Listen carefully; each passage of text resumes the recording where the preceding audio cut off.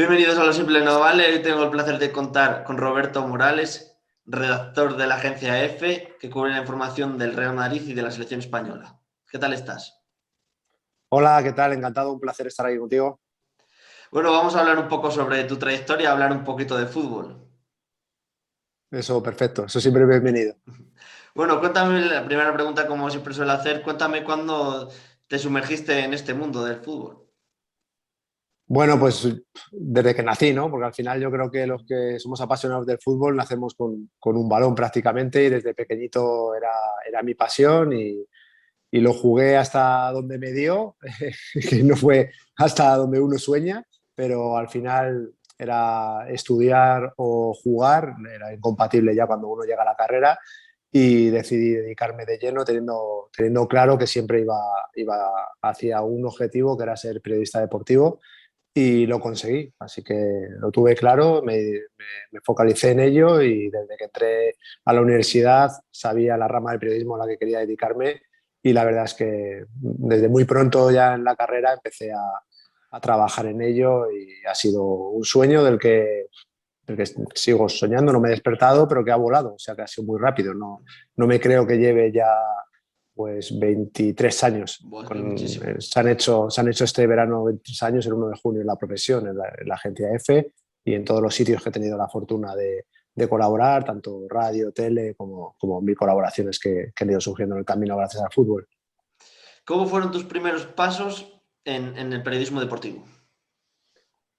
Bueno, ya te digo que rápido apareció la agencia EFE, una opción de beca de verano que siguen existiendo a día de hoy y que a toda la gente que vea tu canal le animo siempre a presentarse a este tipo de becas, oportunidades que aparecen en grandes medios.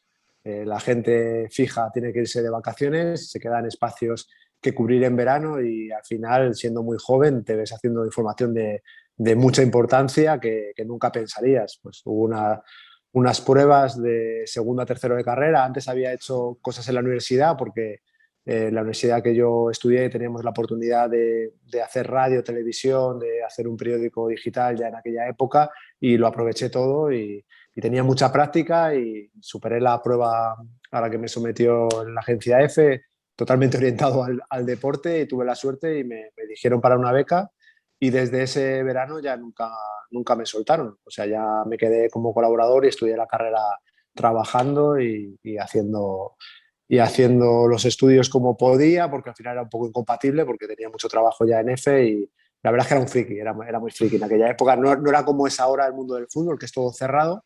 En Mm. aquella época, pese a que acudíamos a la ciudad deportiva de la Castellana a ver los entrenamientos del Real Madrid, se podían ver los entrenamientos, podías esperar a los jugadores a la salida y tenía relación con varios jugadores de ir tanto, de conocerlos en primera persona, de la pasión que tenía en aquel momento y fue entrar a EFE y, y aportar varias entrevistas importantes, ¿no? Con Fernando Redondo, con Roberto Carlos, que rápidamente me dijeron, este friki de dónde sale, hay que quedárselo con una colaboración o como sea. Y agoté todo tipo de becas disponibles mientras estudiaba la carrera, antes de ya ser contratado y ser fijo en la agencia EFE y el resto de colaboraciones que fueron muy rápido, la verdad. Rápidamente salió la radio y salió la televisión. ¿Qué significaba para ti esos primeros pasos en la que entrevistabas a jugadores de primer nivel? Lo máximo, o sea, lo máximo. Una emoción que a día de hoy todavía no se ha perdido porque yo creo que uno de los géneros que a mí más me apasionan es el género de la entrevista. Creo que es maravilloso poder, sobre todo, dar a conocer a una persona que mucha gente solo conoce su parte más famosa, que es jugando y donde brilla, que es en el terreno de juego, y más a día de hoy, que cada día todo es más cerrado y es muy difícil tener acceso a ellos, pues imagínate lo bonito que es encarar un cara a cara con un futbolista, sentarte. Es que ha cambiado mucho la profesión. Por desgracia ha cambiado para mal y ahora casi todo es con tiempo, está muy medido, está todo eh, totalmente cambiado a como era antes, ¿no? O sea, yo recuerdo que la primera entrevista que hice ya para la agencia F fue a mi gran ídolo, que era Fernando Redondo, y no te exagero si te digo que nos tiramos 1 hora y 40 minutos de charla. O sea, era cumplir un sueño y prácticamente más que una entrevista era escribir medio libro prácticamente de su vida Y así todo, ¿no? Pues yo he entrevistado a jugadores de aquella época en el coche, a Roberto Carlos, en su casa a Raúl. Es que por grandes que sean no había límites. Entonces, bueno, pues era lo máximo, la verdad. Era el sueño que todos teníamos. Yo desde pequeño había ido al Bernabéu gracias a mi abuelo y luego a mi padre y luego ya con mis amigos.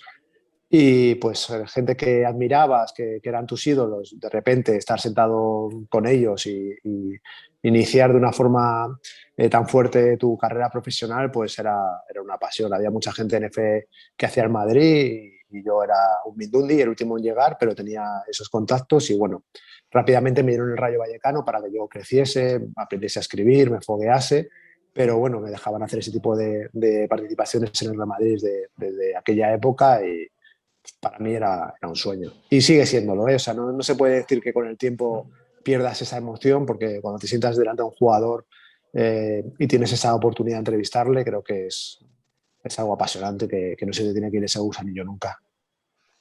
¿Las redes sociales han ayudado al periodismo para poder concertar más entrevistas o ha perjudicado? Yo creo que al periodismo no le ha ayudado en nada.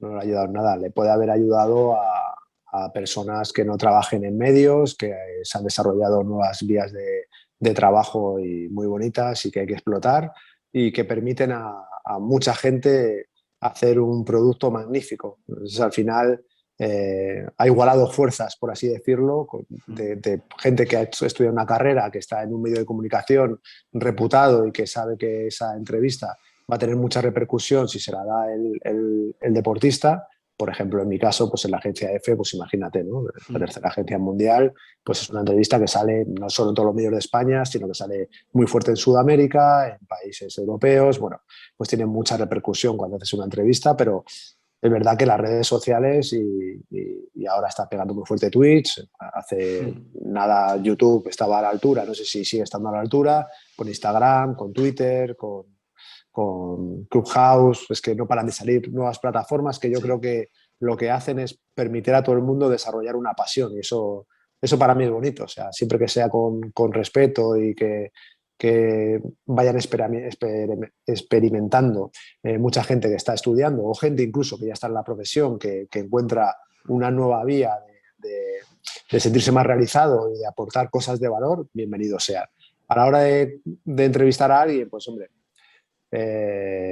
no creo que haya beneficiado al periodismo y ha beneficiado a otras vías. O sea, los deportistas prefieren ponerse con Ibai que con los medios, y eso es una realidad.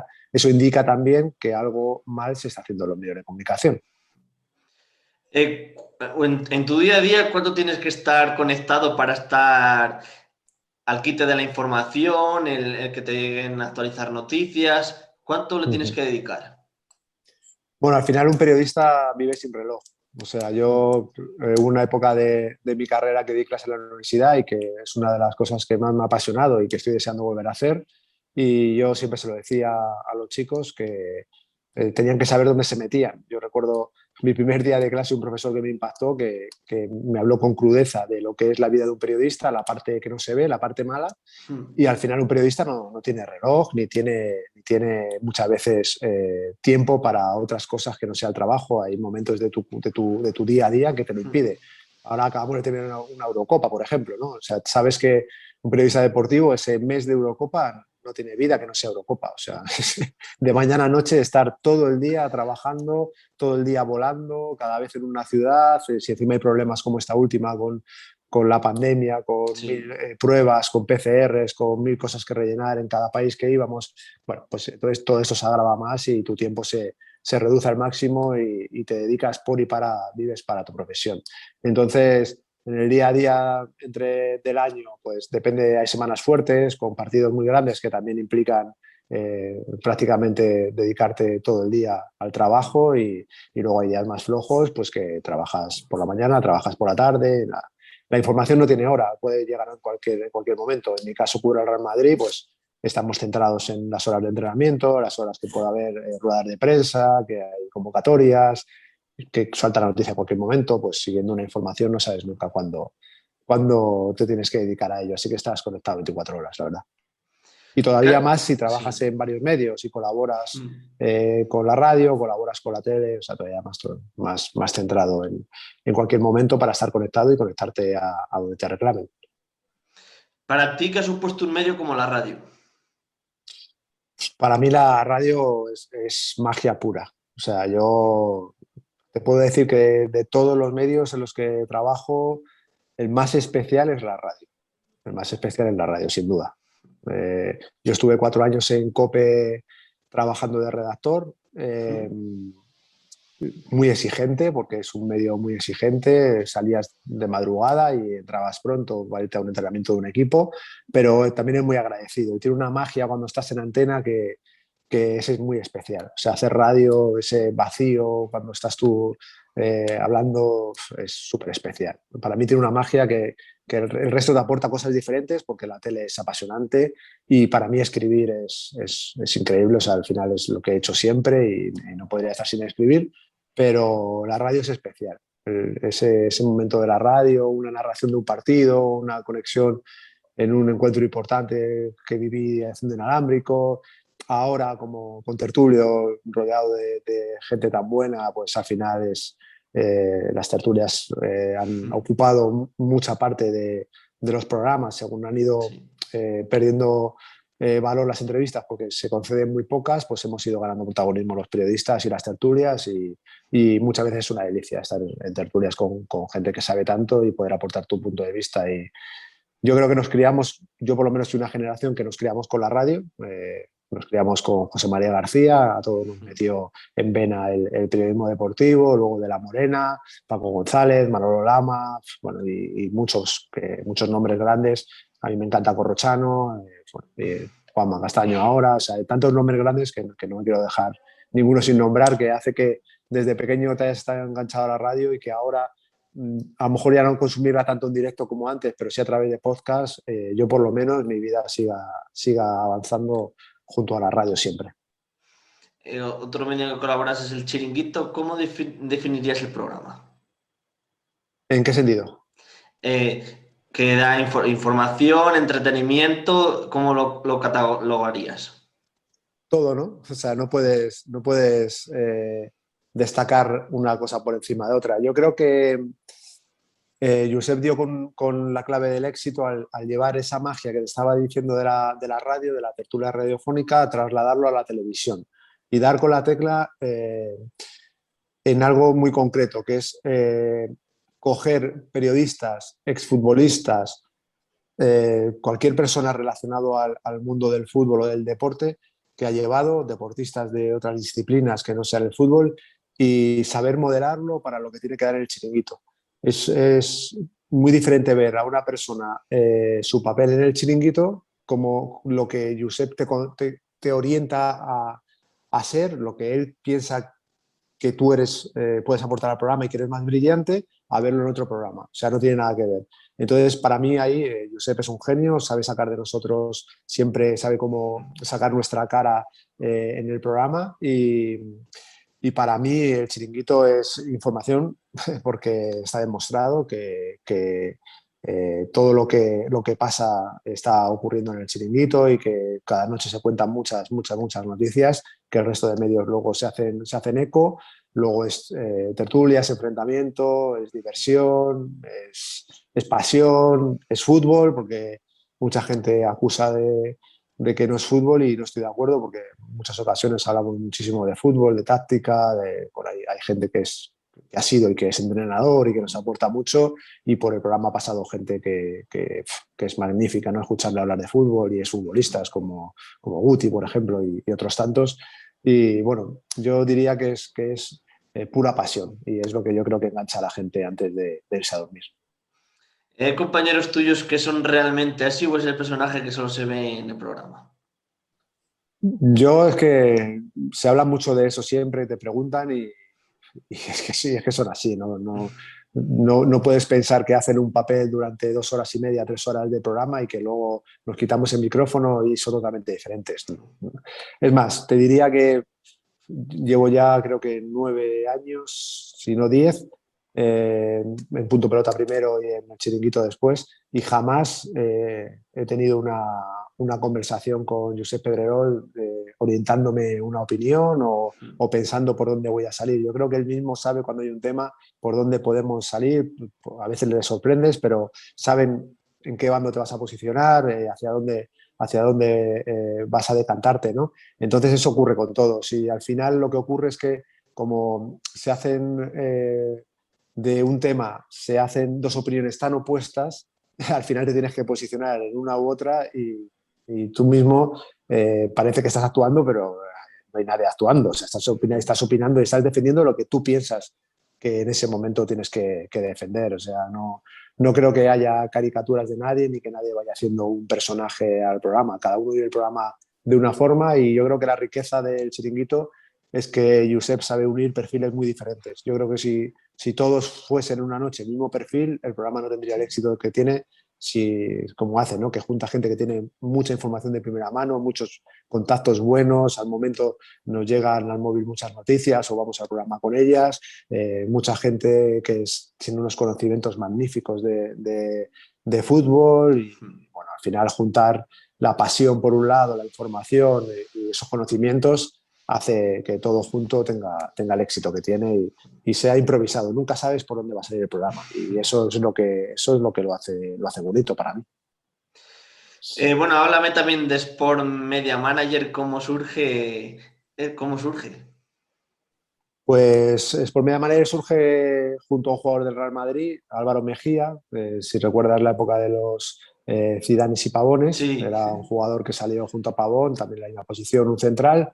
sí. Álvaro siempre ha sido un futbolista diferente en cuanto a formación, ha estudiado carreras, tiene mucha formación, le ha dedicado mucho tiempo a eso a la vez que juega al fútbol y, y él tenía una empresa de desarrollo informático y siempre tenía claro que había un momento que lo iba a orientar al mundo del fútbol, que los futbolistas tenían una necesidad de tener una agencia de comunicación en muchos momentos. En aquel momento empezaba Twitter a tener mucha fuerza, todavía Instagram no existía, pero se hacían páginas web y bueno, empezaba a hacerse una necesidad, se empezaba a crear una necesidad en torno al jugador para controlar su agenda de comunicación, su forma de hablar, su expresión ante las cámaras, organizarle agenda de entrevistas, hacer una buena página web, sus redes sociales, tener contacto con la gente.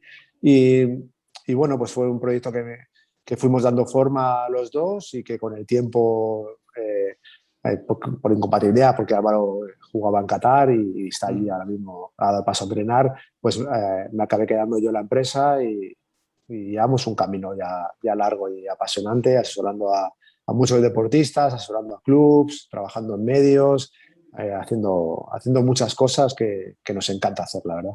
Es una parte diferente que llega también gracias al Sí. periodismo, pero que te hace manejar la información desde el otro lado y que es apasionante. Y bueno, ya terminando, ¿tienes algún proyecto en mente diferente o no? Bueno, la verdad es que si en algo nos caracterizamos los periodistas es que somos muy inquietos y parece como que llegas a donde quieres llegar, pero nunca es suficiente. Y yo creo que con lo que tengo ya me ocupa bastante de mi tiempo, porque ya simplemente la agencia F te ocupa mucho. Si te pones que vas a la tele un día a la semana, que tienes tertulias de radio también varios días a la semana, luego la empresa, que tenemos, gracias a Dios, muchos futbolistas, entrenadores, clubs y demás, pues al final no te da la vida, ¿no? Sí. Para más. Pero bueno, sí veo que todo está creciendo mucho.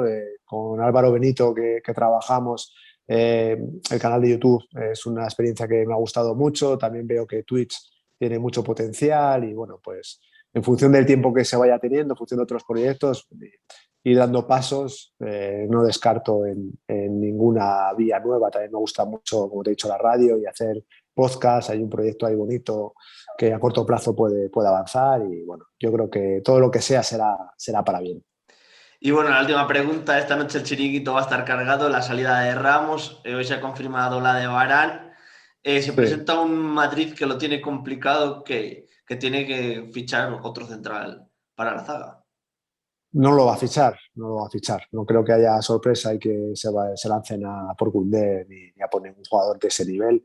Al final el objetivo es fichar a Mbappé y para eso hay que recaudar y la venta de Varane pues responde a una línea de cambio de plantilla, de fin de ciclo de aquella plantilla que hizo historia, que ganó 4 Champions de 5 ediciones.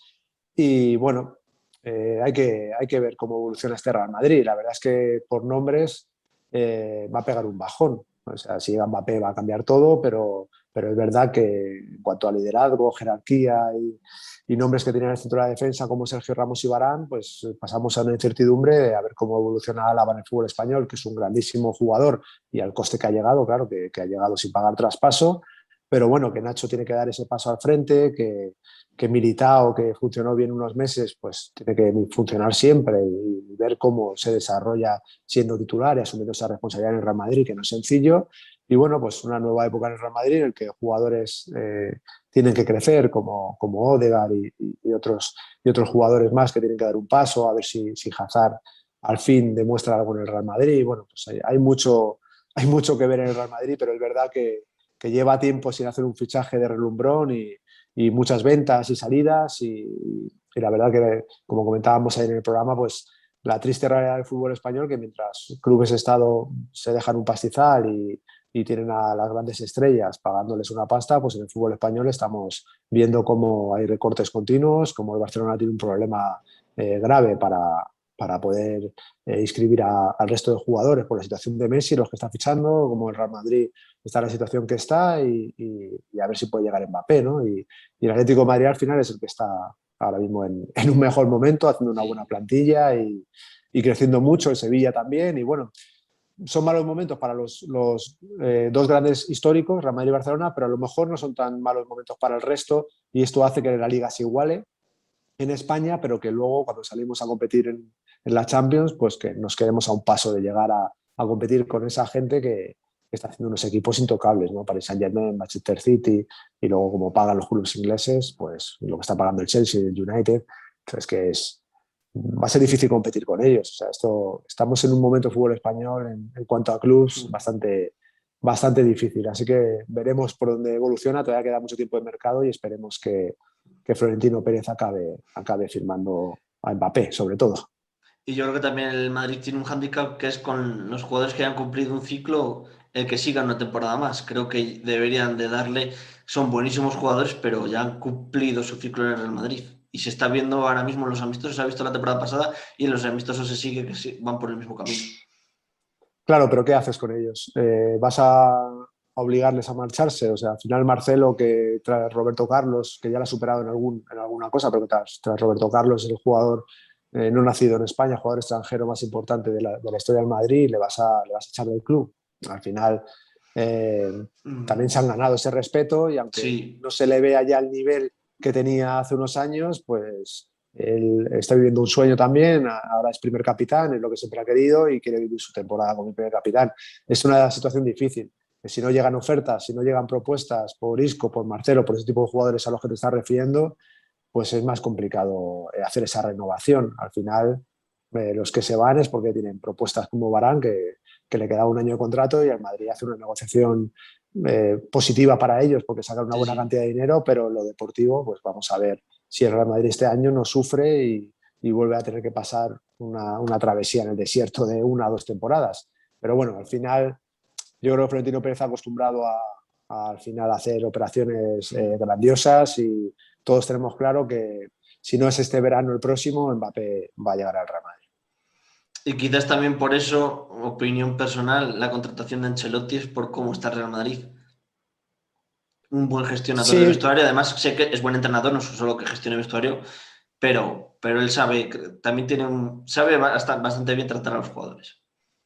a ver, es un perfil que históricamente en el Real Madrid ha funcionado. Por Yo eso. creo que es una línea que personalmente en todo el tiempo que llevo con el club he visto cómo ha funcionado mejor la mano de Del Bosque que la mano de Mourinho, ¿no? O sea, al final, entrenadores como Capello, como Mourinho, te dan éxito a corto plazo, son temporadas muy intensas, periodos cortos, no los vestuarios aguantan mucho ese tipo de entrenador y menos en el Real Madrid. Y sin embargo, entrenadores como Zidane, como Del Bosque y ahí meto a Ancelotti, pues han triunfado, han dado muchas Champions y han sabido gestionar vestuarios que en el Real Madrid es tan importante como la otra faceta, ¿no? Al final, Yo creo que Ancelotti es un gran técnico. A mí me sorprendió, no te lo voy a ocultar, me sorprendió mucho Sí.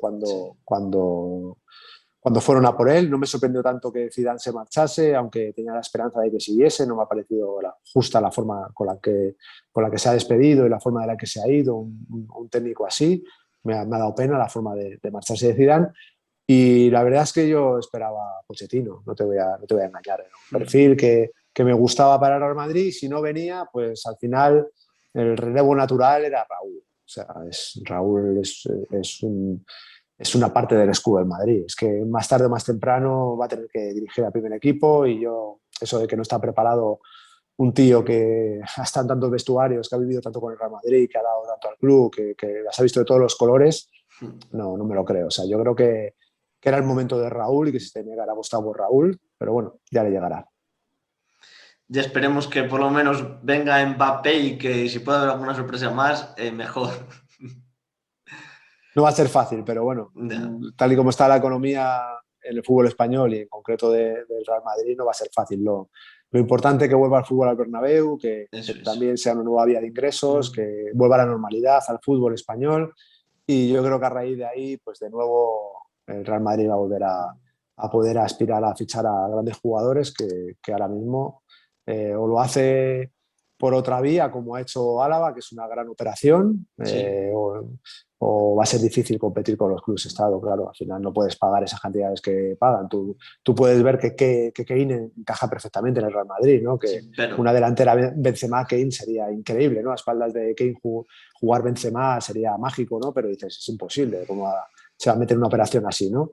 Entonces al final es lo que son los momentos que tocan vivir y esperemos que ese poder de persuasión que tiene el Real Madrid, la grandeza del club de querer jugar en el Real Madrid, permita seguir viniendo jugadores como Mbappé, que yo creo que es un sueño personal también del jugador y que se acabará cumpliendo. bueno, Roberto, no sé si quieres añadir algo más, si no, cerramos la entrevista. Muchísimas gracias por tu tiempo y desearte mucha suerte y un abrazo y esta noche te veo en el chiringuito.